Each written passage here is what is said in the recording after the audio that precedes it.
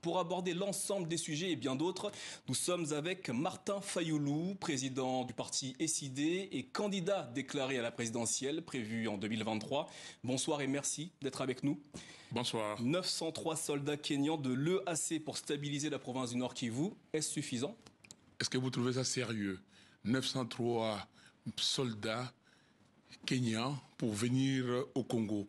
Est-ce que les Congos ne pouvaient pas former 1000 soldats, 2000 soldats, 3000 soldats avec tout l'argent que M. Félix Tshisekedi dépense comme ça, tout l'argent qu'on vole au pays, 660 millions de projets de 100 jours, 130 millions de dollars, Tilé Gelou, 67 millions de dollars volés par M. Kamere, et tout ça, ça fait près d'1 milliard de dollars si vous ajoutez les salaires qu'on paye aux députés, plus d'1 milliard de dollars.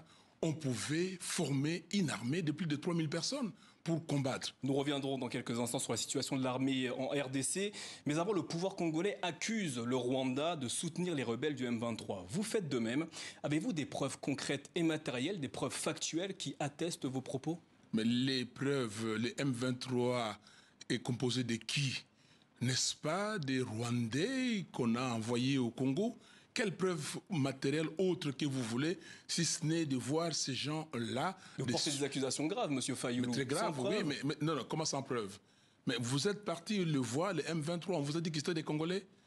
Est-ce que les experts de l'ONU n'ont-ils pas dit que les M23 étaient des Rwandais qui attaquaient? C'est un rapport confidentiel pour l'instant. Mais les rapports confidentiels, si ça fuitait, c'est un rapport. Mais depuis longtemps, nous continuons à dire que les M23 sont soutenus par M.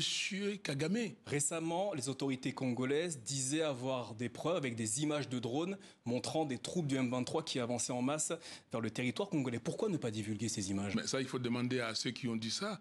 Mais c'est que moi, je sais, depuis que M. Kagame a installé ces gens au Congo, pour les soutenir, pour soutenir sa vision. Et depuis ce temps-là, le Congo est déstabilisé. Il y a des infiltrés à tous les niveaux, dans l'armée, dans l'administration congolaise, dans le gouvernement congolais, partout.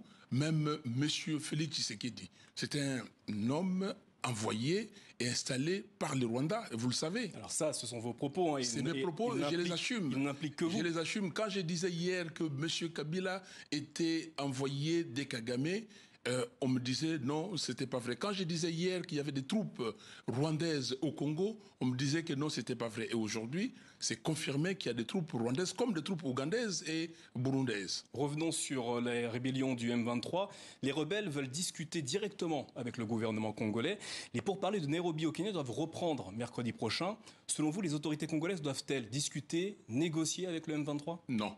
On ne peut pas négocier, discuter avec des supplétifs, avec des gens qui sont envoyés par un gouvernement voisin.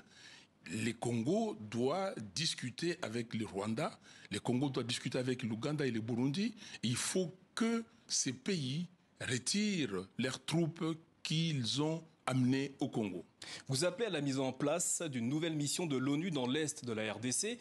Pourquoi la mission donc, que vous appelez de vos voeux réussirait-elle alors que la MONUSCO n'y est pas parvenue? Parce que ça sera une mission robuste, une mission qui va combattre, une mission comme nous avions dans les années 60-64 et ce qu'on appelait ONUC, Opération des Nations Unies au Congo. Il faut qu'il y ait des forces militaires. Quand vous envoyez 903 Kenyans, qu'est-ce qu'ils vont faire? Ils vous ont dit qu'ils vont combattre? Ils vont pourchasser les M23? Ou ils vont être une force de tampon, une force tampon? Non, nous pensons que tout ça, c'est de la vaste blague. Vous parliez des forces armées congolaises tout à l'heure. Comment expliquez-vous le fait que l'armée congolaise ne soit pas en mesure de défendre l'intégrité territoriale de la RDC? Mais parce que M. Félix Tshisekedi est incapable, incompétent et irresponsable. Il est venu faire autre chose, il est venu chercher de l'argent avec ses amis. Et parce que, comme j'ai dit tout à l'heure, dans 3 ans, 4 ans, on peut mettre en place une armée forte, une armée équipée et une armée motivée. On ne l'a pas fait, donc vous ne pouvez pas demander à quelqu'un qui n'a pas des ressources intellectuelles, des ressources en lui pour faire ce qu'il ne peut pas faire. On va revenir sur la prochaine présidentielle en RDC dans quelques instants. Mais avant, j'aimerais vous interroger sur les 21 000 $ par mois depuis janvier 2022. C'est selon vous le salaire des députés en RDC. 2 députés élus congolais qui soutenaient vos propos ont été auditionnés cette semaine, notamment par la commission spéciale de l'Assemblée nationale. Selon vous, combien devrait percevoir un député congolais? Selon moi, j'ai dit que le député congolais touché depuis janvier 2022 21 000 $.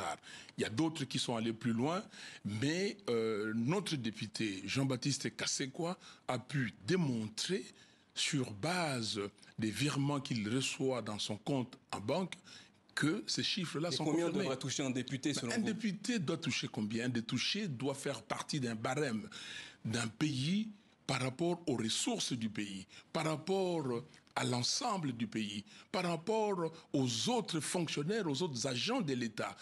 Le salaire du président, c'est que le président touche, doit être connu. Le Premier ministre, le président de l'Assemblée, les députés. Mais dans ces pays où les plus pauvres, le plus petit, vit avec 2 $ par jour, comment pensez-vous que, ou comprenez-vous, acceptez-vous qu'un député puisse vivre avec 700 $ par jour? Non, il faut une tension.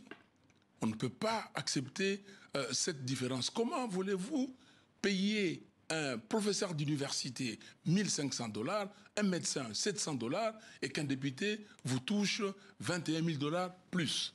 La prochaine présidentielle en RDC est prévue en décembre 2023. Vous êtes candidat, vous l'avez déjà déclaré, mais vous remettez en cause les conditions et la transparence du scrutin. Qu'est-ce qui vous fait croire que le processus électoral en RDC n'est pas approprié pour l'instant? Mais ce n'est pas approprié parce que vous le savez, M. Félix Tshisekedi, le 20 juillet 2020, il a mis en place une cour constitutionnelle à ses ordres. Et après, il a fait adopter à l'Assemblée nationale une loi électorale qui est donc à sa mesure. Et après, il a mis en place une commission électorale qui obéit à lui.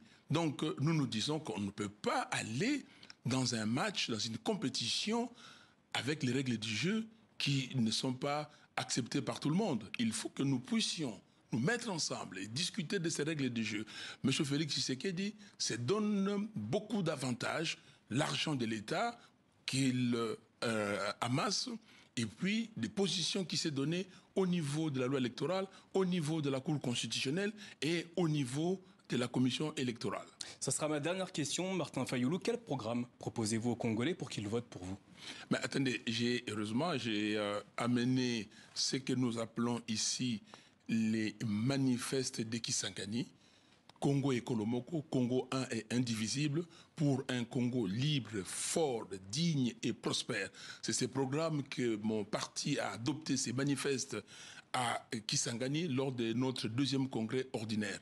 Ce que je veux, d'abord, les murs des fondations d'un immeuble. Ces murs-là, pour le pays, pour nous, c'est un gouvernement qui passe d'abord pour un état de droit. Un état de droit. 1. 2. Il faut l'intégrité territoriale avec une armée formée, entraînée.